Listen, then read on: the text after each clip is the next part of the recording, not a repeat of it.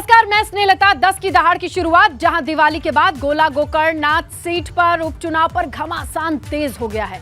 आज से बीजेपी लखीमपुर में होने वाले उपचुनाव की तैयारियों में जुटेगी, जहां सरकार के तमाम मंत्री, तमाम दिग्गज फिर से लखीमपुर खीरी में जमावड़ा लगाएंगे। गोला सीट पर सिख समुदाय के वोटर्स को रिझाने के लिए आज कैबिनेट मंत्री जितिन प्रसाद नानक मत्ता गुरुद्वारा जाएंगे, मत्था टेकेंगे। वहीं कल की बात करें तो मंत्री सुरेश खन्ना, वित्त मंत्री सुरेश खन्ना अमन गिरी के लिए प्रचार प्रसार करेंगे। 27 अक्टूबर से प्रदेश अध्यक्ष भूपेंद्र चौधरी भी लखीमपुर में ही डेरा डालेंगे। 2 नवंबर तक लखीमपुर में रहकर सारी तैयारियों की कमान संभालेंगे अध्यक्ष भूपेंद्र चौधरी। जहां मुख्यमंत्री योगी आदित्यनाथ की बात करें तो वो भी गोला सीट पर जाकर के प्रत्याशी के पक्ष में प्रचार प्रसार करेंगे। बीजेपी के लिए 2024 से पहले गोला गोकर्णनाथ की ये सीट उपचुनाव के लिए बहुत अहम मानी जा रही है। इसका अंदाजा आप साफ तौर पे लगा सकते हैं कि जिस तरीके की रणनीति है, जिस तरीके से प्रचार प्रसार किया जा रहा है, उसमें पूरी ताकत झोंकी जा रही है। आज से शुरू हो जाएगा फिर से चुनावी घमासान उपचुनाव में, जहां अमन गिरी दिवंगत अरविंद गिरी के बेटे हैं। उनके प्रचार के लिए कौन कौन आएगा मैदान में गोला की सीट पर, देखिए 25 अक्टूबर को जितिन प्रसाद कैबिनेट मंत्री पीडब्ल्यूडी मंत्री पहुंचेंगे। 26 अक्टूबर को सुरेश खन्ना वित्त मंत्री पहुंचेंगे। तो 2 नवंबर को भूपेंद्र चौधरी बीजेपी अध्यक्ष पहुंचेंगे। 2 नवंबर को ही मुख्यमंत्री योगी आदित्यनाथ भी लखीमपुर खीरी में रहेंगे। अयोध्या से जुड़ी बड़ी अपडेट, राम मंदिर निर्माण से जुड़ी बड़ी खबर यह है कि आज राम मंदिर निर्माण की प्रगति की डिटेल मिलेगी, जानकारी मिलेगी। राम जन्मभूमि तीर्थ क्षेत्र ट्रस्ट ये जानकारी साझा करेगा। राम जन्मभूमि परिसर में मीडिया को एंट्री दी जाएगी। 1 घंटे के लिए मीडिया को एंट्री दी जाएगी, जहां पर ग्राउंड रियलिटी क्या है, मंदिर के निर्माण का कार्य कितना पूरा हुआ है, भीतर तस्वीरें क्या है, सब कुछ साझा होंगे। न सिर्फ तीर्थ क्षेत्र ट्रस्ट की अपनी तस्वीरों को साझा करते हम देखते हैं ट्विटर पर, सोशल मीडिया अकाउंट पर, अब मीडिया को एंट्री दी जाएगी। तमाम मीडिया कर्मी जाकर के ग्राउंड पर देखेंगे कि आखिरकार कितना काम पूरा हुआ है, और वहीं से कार्य की प्रगति की जो डिटेल्स है वो साझा होंगी, जानकारी मिलेगी। जितना काम हो चुका है उसके बारे में दावा किया जाता है कि 50% काम हो चुका है। आगे भी 50% काम के लिए बड़ी तेजी से निर्माण कार्य चल रहा है। मंदिर का निर्माण देखिए 20 मीटर चौड़ा होगा। नींव की भराई से लगाए लगातार अपडेट जो है तीर्थ क्षेत्र ट्रस्ट सोशल मीडिया पर करता आया है, फोटो अपडेट करता आया है, वर्चुअल फोटो वीडियो ये सब चीजें तो आती हैं, लेकिन अब तमाम मीडिया कर्मियों के निगाहों से, कैमरे के लेंस से ये देखने का मौका मिलेगा कि आखिरकार निर्माण कार्य कहां तक पहुंचा है। 50% काम का जो दावा है तीर्थ क्षेत्र ट्रस्ट का, वो कहां तक पहुंचा है, ये तमाम चीजें आज स्पष्ट होंगी जब 11 बजे 1 घंटे के लिए मीडिया की एंट्री होगी। तमाम संस्थानों से जब मीडिया कर्मी पहुंचेंगे, वो अपने कैमरे से देखेंगे और फिर वो रिपोर्ट जब साझा की जाएगी, तब ये दूध का दूध और एकदम स्पष्ट हो जाएगा कि किस तरीके से मंदिर के निर्माण के बारे में जो जानकारी तीर्थ क्षेत्र ट्रस्ट की ओर से दी जा रही है वो कितनी सटीक भी है। और जानकारी ये भी हम आपको देते चले कि 2023 तक काम पूरा होने का अनुमान है। जिस स्पीड से काम हो रहा है उससे पता भी लग जाएगा कितने फीसदी काम हुआ है और कितने फीसदी को पूरा करने के लिए कौन सी गति से निर्माण कार्य होना चाहिए। ये तमाम चीजें हैं जो आज और क्लियर हो जाएंगे। 1800 करोड़ की लागत की उम्मीद जताई जा रही है। भव्य राम मंदिर में कुल 12 दरवाजे होंगे। ये खाका है, ये जानकारी जो या फिर वर्चुअल इमेज वो शेयर की जा चुकी है बहुत पहले, लेकिन उस वर्चुअल इमेज पर कितना काम हुआ है ये आज पता चलेगा। जहां अष्टकोणीय गर्भगृह होगा, गर्भगृह के लिए अलग नींव होगी, नींव के ऊपर बड़ी इमारत खड़ी करनी है, 500 कारीगर मजदूर हैं। कल हमने देखा कैसे प्रधानमंत्री नरेंद्र मोदी ने न सिर्फ जायजा लिया, जो कारीगर लगे हुए हैं, जो काम करने वाले लोग हैं, उनसे भी बातचीत की है। दूसरी मंजिल पर देखिए 82 पिलर होंगे। बड़ी भव्य मंदिर की जो तैयारी है, जो वर्चुअल इमेज है, उसे ग्राउंड पर उतारना उतना ही मुश्किल काम है। इसके लिए कैसे काम हो रहा है ये भी समझने का मौका आज आम लोगों को मिलेगा मीडिया के जरिए।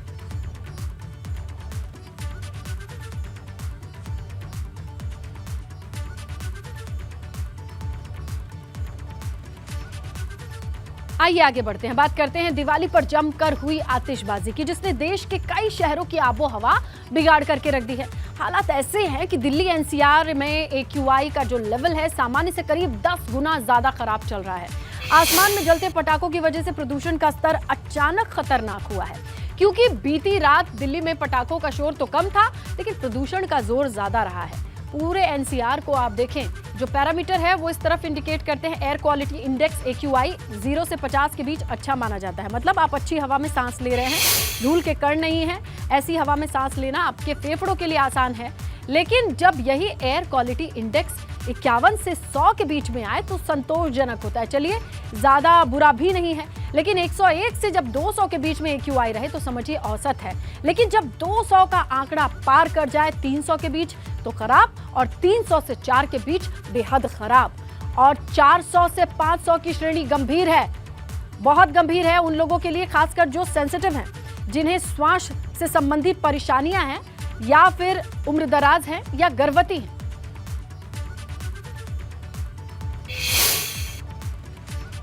और वहीं यूपी की बात करें तो दीपावली की आतिशबाजी के बाद गाजियाबाद के प्रदूषण का लेवल बहुत खतरनाक स्थिति पर है।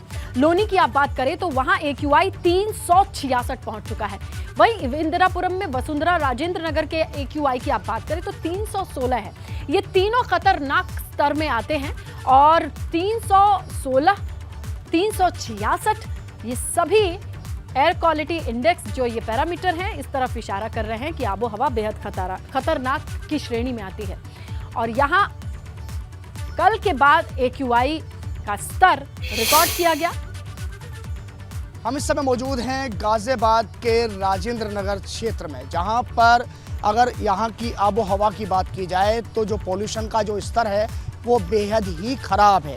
हम इस समय जिस जगह मौजूद हैं वहां पर आपको दिखाते हैं कि रात भर आतिशबाजी हुई है और पटाखे छोड़े गए हैं। अगर दिल्ली NCR की बात की जाए तो दिल्ली NCR में दिवाली के बाद जो आबो हवा होती है वह काफ़ी जहरीली हो जाती है। और गाजियाबाद की बात की जाए तो गाजियाबाद में एयर क्वालिटी जो इंडेक्स है वो इस समय 280 पहुंच गया है, यानी कि काफ़ी जहरीली हवा है। और गाजियाबाद के अलग अलग विभिन्न क्षेत्रों की बात की जाए तो सबसे ज़्यादा जो प्रदूषित क्षेत्र है वह गाजियाबाद का लोनी क्षेत्र है, जहां पर इस समय AQI 366 यानी कि बेहद ही खराब स्तर पर पहुंच गया है। और गाजियाबाद के पौष इलाके इंदिरापुरम की बात की जाए तो इंदिरापुरम में AQI 310 पहुंच गया है। तो बेहद ही जो स्थिति है पोल्यूशन की वह काफ़ी खराब है। रात भर पटाखे चले जबकि पटाखों पर बैन था। तो ये तस्वीरें उन्हीं पटाखों की है जो रात भर छोड़े गए हैं। अगर किसी को अस्थमा है, किसी को दमे की बीमारी है, वो घर से बिल्कुल भी बाहर ना निकले, क्योंकि जो आबो हवा है वह इस समय बेहद ही जहरीली देखी जा रही है। गर्भवती महिलाओं के लिए बहुत ही इस समय जो आबो हवा है वो ख़राब है। बच्चों के लिए जो आबो हवा है वो बेहद ही ख़राब है। बात करते हैं, रात भर पटाखों की आवाज़ सुनी होगी, कैसी थी पटाखों की आवाज़? पटाखों की आवाज़ बहुत थी और पटाखे बहुत ज़्यादा थे, बहुत ज़्यादा पटाखे छूटे हैं रात भर, क्योंकि हम भी मॉर्निंग में सुबह आते हैं तो हमने भी देखा तो काफ़ी प्रदूषण था, और जिससे हमारा भी थोड़ा लगा कि हवा वातावरण में थोड़ा वो है, सर्टिफाइड नहीं है, जिससे कि प्रदूषण बहुत ज़्यादा हो रहा था। पोल्यूशन बहुत ज़्यादा है क्योंकि रात भर पटाखे चले, आतिशबाजी हुई। हालांकि अगर पिछले साल की बात की जाए तो पिछले साल से AQI थोड़ा बहुत कम ज़रूर है, क्योंकि इस समय हवा चल रही है और कुछ दिन पहले जो बारिश हुई, बारिश के चलते भी पोल्यूशन का स्तर कम है, लेकिन इतना कम नहीं है कि जो लोग दमे के मरीज हैं वो बाहर घूम सकें, बाहर निकल सकें, क्योंकि जो आबो हवा है वो बेहद ही जहरीली है। बात करते हैं कि पोल्यूशन काफ़ी बढ़ गया है, तो रात भर पटाखों की आवाज़ भी सुनाई दी होगी। ये तो इसके बारे में यही कह सकते हैं कि हमारी जो सुप्रीम कोर्ट का जो आदेश होता है वो कोई मानने को तैयार नहीं होता। तो जो लोकल में जो एडमिनिस्ट्रेशन है, प्रशासनिक विभाग, उनको देखना चाहिए। मॉर्निंग वॉक करके आए? जी, वैसे तो खांसी ज़्यादा बढ़ जाएगी, तबीयत खराब हो जाएगी, पब्लिक को नुकसान होता है, बच्चों को भी, वैसे तो अच्छा नहीं है। बिल्कुल, इस समय जो आबो हवा है वो बेहद ही जहरीली है। जो लोग मॉर्निंग वॉक कर आ रहे हैं उन्होंने मास्क भी लगाया हुआ है, क्योंकि रात भर जो पटाखों की आवाज़ थी वो काफ़ी थी और जो धुआं था वो काफ़ी फैल गया था। गाजियाबाद से कैमरामैन विपिन कुमार के साथ ABP गंगा के लिए मैं शक्ति। आपको बताएं मुरादाबाद से खबर है। नवाबपुरा में पैसों के बंटवारे को लेकर झगड़ा हुआ है। बताया जा रहा है जुआ खेलने के बाद इस पैसे को बांटा जाना था, जिसे लेकर के विवाद हुआ।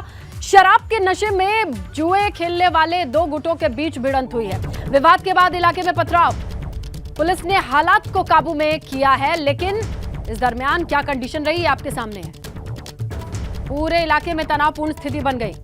शराब के नशे में जुआ खेलने के बाद जुआ खेलने वाले दो गुटों के बीच पैसे के बंटवारे को लेकर विवाद हुआ। कहासुनी ज्यादा बढ़ गई और पथराव होने लगे और पूरे इलाके में तनाव की स्थिति को देखते हुए पुलिस फोर्स ने मोर्चा संभाला। दोनों गुटों के लोगों को शांत कराया और आरोपियों को अपने साथ ले गई। गाजियाबाद से खबर, लोनी इलाके में महिलाओं के बीच विवाद का मामला सामने आया। मामूली सी बात के बाद दोनों पक्षों में जमकर मारपीट हुई है। बताया जा रहा है महिलाओं के विवाद के बाद पुरुष भी इस मारपीट में शामिल होते हैं। दोनों के बीच खूब लाठी डंडे चलते हैं और इस पूरे सीसीटीवी फुटेज को बहुत सर्कुलेट किया जा रहा है। एबीपी ये देखिए, आप देख सकते हैं कैसे इस सीसीटीवी फुटेज में आपको लोग मारपीट करते दिखाई दे रहे हैं।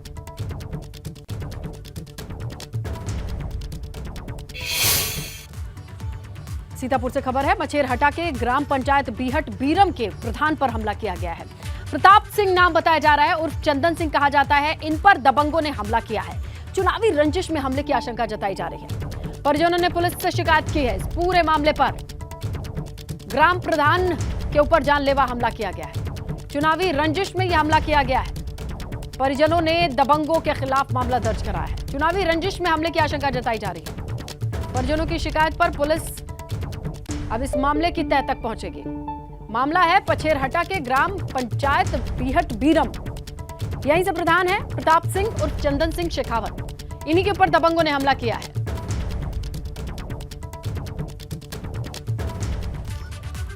मऊ से खबर है, एक तरफा आशिकी का विरोध करने पर हत्या का मामला सामने आया है।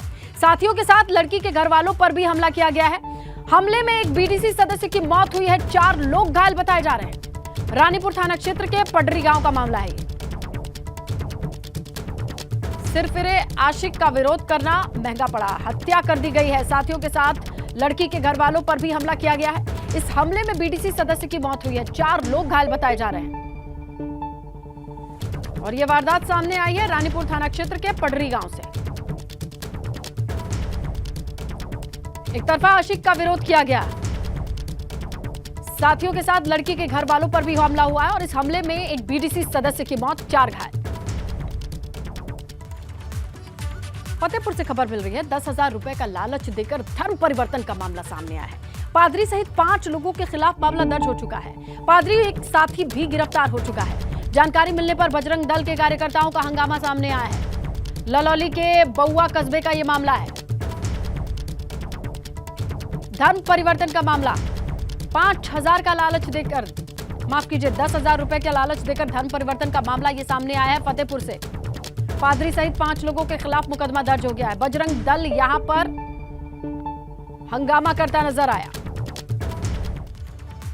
इसी के साथ 10 की दहाड़ में फिलहाल इतना ही। खबरों पर नजर बनी हुई है, आप बने रहें एबीपी गंगा के साथ।